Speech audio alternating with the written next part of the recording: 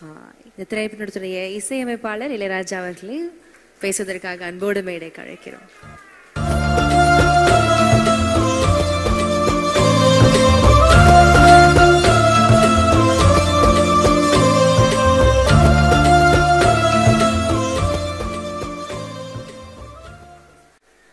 சூரி என்ன கைதட்ட காணோம்?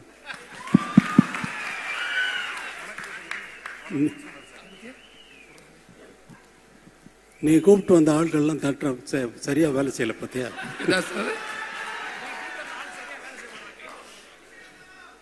சார் எல்லாமே அன்பு தம்பிகள் தான் சார், அன்னைகள் தான் சார். அப்போ உன் பேரை சொன்ன உடனே ஏன் கைதட்டல விசில் அடிக்கல? இல்லைங்க சார், அது நீங்க பேசுறப்ப குறுக்கிட கூடாதுன்றதுக்காக அமைதியா இருக்காங்க சார். இப்போ எத்தனை படத்தில் நடிக்கிறீங்க? எத்தனை படத்தில் கதாநாயகன் நடிக்கிறீங்க சார்? இப்போ 3 படத்துல நடிச்சு முடிச்சிருக்கீங்க சார். எத்தனை படத்துல கதாநாயகனா நடிச்சுக்கிட்டு இருக்கீங்கன்னு கேட்கிறேன். கதை நாயகனா அடுத்து 2 படத்துல நடிக்க போறீங்க சார். 2 படத்தில் நடிக்க போறீங்க. கதாநாயகனா உன்னை ஆக்குனது வெற்றிமாறன் தான். காமெடி தானே நடிச்சு. இப்ப நீ கதாநாயகனா நடிக்கிறது காமெடியா கதாநாயகனா?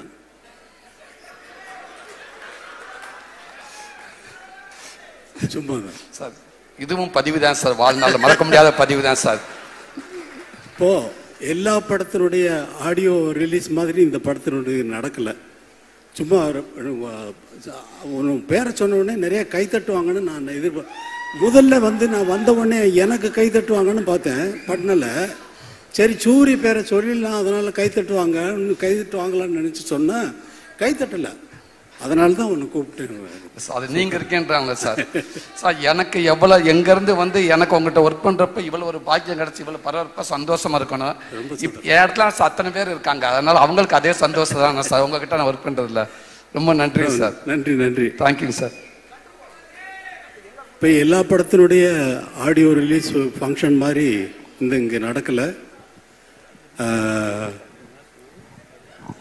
வெற்றிமாறன் விடுதலை பற்றி நல்லா எப்படிலாம் என்ன பண்ணிக்கிட்டு இருக்காரு, எவ்வளோ கஷ்டப்பட்டு ஒர்க் பண்ணுறாரு அப்படிங்கிறதே எனக்கு ரொம்ப நல்லா தெரியும். எவ்வளவு டைம் எடுத்தாலும் இது ஒரு கற்பனையை உருவாக்குறதுங்கிறது. இப்போ நான் ஒரு பாட்டு போடுறேன்னா அந்த பாட்டு அதுக்கு முன்னாடி அங்கே இல்லை. இப்போ ஜனனி ஜனனின்னு ஒரு பாட்டு போடுறேன்னா அந்த பாட்டு அதுக்கு முன்னாடி அங்கே இருந்ததா? எப்படி வந்தது? அதே போல தான் ஒரு படம் உருவாக்குறதும். வரேன் இங்க வா சார். இதுக்கு எனக்கு எந்த சம்பந்தம் இல்லை சார். நீங்க ஆள் கூப்பிட்டு வரலையா? பாருங்க சார், பேசும்போது சொல்லிட்டாங்க சார், பால் தொந்தரவுக்கு மன்னிக்கும் சார். என் மேல கோவப்படாதீங்க சார். இல்லை நீங்க உங்க 2 பேர் பேரை சொன்னாலே ஆடியன்ஸ் அவ்வளவு தூரம் ஆடியன்ஸ் நீங்க அவ்வளவு தூரம் கவர்ந்து வச்சிருக்கீங்களா இல்ல நிஜமா கூட்டு வந்தீங்களான்னு தெரியல. ஆனா நீங்க தான் சொன்னீங்க எனக்கு.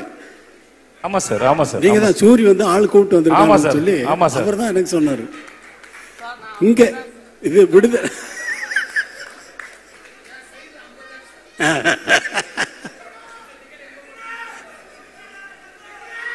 ரொம்ப சந்தோஷம். தினந்தனமோ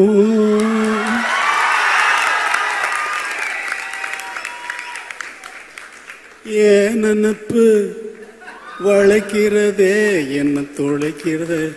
ஏண்டா இந்த உலகத்துல பிறந்தோம்னு தினமும் ஏன் நினப்பு என்னையே வளைக்குதே என்னையே தொலைக்குதேன்னு நான் பாடுறேன். அவ்வளவுதான். அதை தினமும் ஓ நினப்புன்னு கதாநாயகிக்கு போட்டாச்சு. அது பாடுறதுக்கு சஞ்சய் சுப்பிரமணியம் அவர்களை வச்சு நான் பாட்டை எடுத்துனதுக்கு அப்புறமா வெற்றிமாறன் இல்லை சார் உங்க வாய்ஸ் வேணும்னாரு. அப்புறம் அவருக்குன்னு ஒரு பாட்டு மனசுல ஒரு மாதிரியா இருக்கு அப்படின்னு சொல்லி பாட்டேன். மனசுல ஒரு மாதிரியா இருக்கு. அமைதியா கேளுங்க. மனசுல ஒரு மாதிரியா இருக்கு அப்படின்னு அவரை பாட வைக்கிறதுக்கு அவர் சொல்லி அவர் எவ்வளவு பெரிய ஆள் தெரியுமா? அவர் கர்நாடக மியூசிக்ல ரொம்ப அத்தனை பெரிய வித்வான்கள்கிட்டையும் இருந்து அவங்க மாதிரியே பாடக்கூடியவர். அவங்க கிட்ட இருந்து என்னென்ன கத்துக்கிட்டாருங்கிறத அவர் சொன்னார்னா நான் வந்து அவர் நாள் முழுக்க கேட்டுட்டே இருக்கலாம். அப்படிப்பட்ட ஒரு சங்கீத வித்வான் அவரை கூப்பிட்டு சினிமாவில் பாட வச்சுட்டேன். இங்கே கூப்பிட்டு இழுத்து பிடிச்சி இங்கே வாங்க, இங்கே வந்து பாடுங்கன்னு சொல்லி அவர் ரொம்ப நன்றி சஞ்சய் சுப்பிரமணியம். அதே மாதிரியா வேற என்ன பேசுறதுன்னு தெரியல. இந்த விடுதலையை வந்து உங்களை மாதிரியே நான் ரொம்ப ஆவலோடு எதிர்பார்த்துக்கிட்டு இருக்கேன். ஏன்னா நான் தான் முதல்ல பார்ப்பேன், எனக்கு அப்புறம் தான் நீங்கள்லாம் பார்க்க முடியும். நான் தானே முதல் ரசிகன், எனக்கு தானே முதல்ல போட்டு காட்டுறீங்க. இப்போ நீங்களே பார்க்கறதுக்காக படம் எடுக்கிறீங்க இல்லை, எல்லாரும் பார்க்கறதுக்கு தான் படம் எடுத்திருக்காரு. இந்த படத்தை ரொம்ப ஆவலோடு எதிர்பார்த்துருக்கேன். எல்லாரும் எதிர்பார்க்கறது வந்து ஃபர்ஸ்ட் பார்ட்டை நினச்சிக்கிட்டு செகண்ட் பார்ட்டில் இப்படி தான் வரும்னு எதிர்பார்க்காதீங்க. அவர் வேற ரூட்டில் ட்ராவல் பண்ணுறாரு. அது நான் ஒரு மாதிரி இமேஜின் பண்ணிட்டு நான் என்னென்னமோ பேத்திக்கிட்டு இருந்தேன் அவரோட ரொம்ப.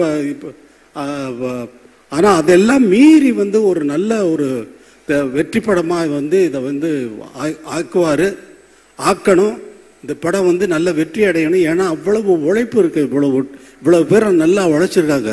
ராஜீவ் மேனன் சாரை பார்த்தா அவர் யாருன்னு கேட்டேன் நான், எனக்கு தெரியாது, நான் பார்த்ததில்லை. கேரட் யார் அவரு சார்? ராஜீவ் மேனன் சார். யாரும் இந்த கேமரா பண்ணுவார் அவரா? ஆமாம் அவர் தான். என்ன சார்? அதே மாதிரி சேத்தன் இந்த ரொம்ப அவர் செகண்ட் பார்ட்டில் இவர் நான் எதை பார்த்து ரொம்ப பாராட்டணும் அதெல்லாம் வெற்றிமாறன் கட் பண்ணிட்டாரு. அவரை கூப்பிட்டு ஸ்டுடியோவில் வச்சுட்டு அவங்க ஃபேமிலி எல்லாமே வந்து அவரை ரொம்ப பாராட்டினேன். அவ்வளோ தூரம் ரொம்ப நல்லா நடிச்சிருக்கீங்க அப்படின்னு சொல்லி பாராட்டினேன் சார். எனக்கு இது லைஃப்பில் இது ரொம்ப பெரிய விஷயம் சார் அப்படின்னாரு. ஆனால் அதெல்லாம் நான் வந்து எதிர்பார்த்து பார்த்தா அதெல்லாம் கட் பண்ணிட்டாரு வெற்றிமாறன். ஆனால் அவர் தானே டைரக்டர், அவர் டிசைட் பண்ணுறாரு. அவர் டிசைட் பண்ணுறது தான் நம்ம படமாக பார்க்குறோம். இந்த ஒரு படத்தை உருவாக்குறது ஒரு ரொம்ப கஷ்டமான விஷயம். ஒரு டியூனை உருவாக்குறதும் அதே போல். டியூன் வந்து எனக்கு வந்து எப்பொழுதுமே என்ன இருக்கும்னா, ஒரு டைரக்டர் ஒரு படம் ஒர்க் பண்ணுறேன்னா மைண்டு உள்ளே வந்து ஒரு சிச்சுவேஷன் சொன்னாங்கன்னா உள்ளே வந்து பிளாங்க் ஆகிடும், எம்டியாக இருக்கும், ஒரு கற்பனையும் இருக்காது. ஆரம்பிச்சாச்சுன்னா அது பாட்டுக்கு வந்துக்கிட்டே இருக்கும். ஒரு டைரக்டர் வந்து ஒரு படம் நான் தெலுங்கில் ஒர்க் பண்ணுறேன். அந்த படத்துக்கு அந்த கதை சொன்ன உடனே இந்த படத்துக்கு சார் நான் ஒரு ஆகாயத்தில் ஒரு புள்ளி வைக்கணும் அப்படின்னு என்னுடைய எண்ணம். அதாவது இசையில் ஆகாயத்தில் எப்படி புள்ளி வைப்பீங்க? அதே மாதிரி இந்த படத்தினுடைய இசை வந்து ஆகாயத்தில் புள்ளி வச்ச மாதிரி இருக்கணும்னு நினச்சிக்கிட்டு போகிறேன் கம்போசிங்க்கு. அவர் அவங்க எல்லாம் பாட்டெல்லாம் எழுதிட்டு வந்துட்டாங்க ஃபுல்லாக கம்ப்ளீட்டாக. அப்படியே தூக்கி வச்சுட்டு அவங்க போட்ட அவங்க எழுதிக்கிட்டு வந்த பாட்டெல்லாம் வரிசையாக டியூன் பண்ண ஆரம்பித்தேன். அந்த மாதிரி ஒரு படம் பண்ணேன். இது எக்ஸ்பீரியன்ஸ், என்னுடைய எக்ஸ்பீரியன்ஸு. என்னுடைய எதிர்பார்ப்புக்கு தகுந்த மாதிரி படங்கள் அமையிறது வேற, ஆனால் அவங்களுடைய எதிர்பார்ப்புக்கு நான் கொடுக்கறது வேற. எனக்கு அது ஒரு வேலையே இல்லை. இவங்களுடைய எதிர்பார்ப்புக்கு என்ன ஆகாயத்தில் புள்ளி வச்சிருங்க சார் நான் சொல்ல முடியும்? வெற்றிமாறன் அவர் சொல்கிறதெல்லாம் கேட்டுட்டு அப்படியே வாட்சேன்னா அது பாட்டுக்கு அவர் ஃபுல்லாக ரெக்கார்ட் பண்ணுறாரு. ஃபுல்லாக வந்து நான் திடீர்னு பார்த்துட்டு எங்கேயோ திரும்பிட்டு பாடிட்டு பார்த்தா இவர் இப்படி இந்த பக்கம் இப்படி பிடிச்சி என்ன வெற்றிமாறன் ரெக்கார்ட் பண்ணிக்கிட்டு இருக்கீங்களா? அந்த ஃபுட்டேஜ் எல்லாம் எனக்கு கொடுங்க. அவர் வேற எங்கேயாவது போட்டாருன்னா அது ஒரு நல்ல பிரைஸ் கிடைக்கும்.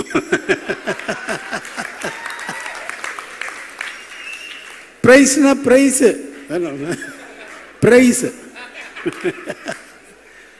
ரொம்ப சந்தோஷம். இவ்வளவு நேரம் நான் வந்து ஒரு கேசட் ரிலீஸ் ஃபங்க்ஷனில் வந்து நான் இருந்ததில்லை. எந்த ஃபங்க்ஷனுக்கு நான் போறவன் இல்லை.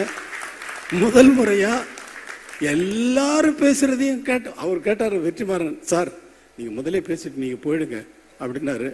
இல்லை இல்லை நான் இருக்கேன் அப்படின்னு சொன்னேன். அதே மாதிரி எல்லாரும் பேசுறதையும் கேட்கறதுக்கு எனக்கு ஒரு சந்தர்ப்பம் இது வந்து இறைவன் ஏற்படுத்தி கொடுத்துருக்கான். தம்பி வாழ்க. உன்னை பற்றி அவர் சொன்னார், சொல்லிட்டு இருந்தார் விஜய் சேதுபதி. ரொம்ப அப்பாவை கேட்டேன்னு சொல்லு. ரொம்ப நன்றி. எல்லோருக்கும் வணக்கம்.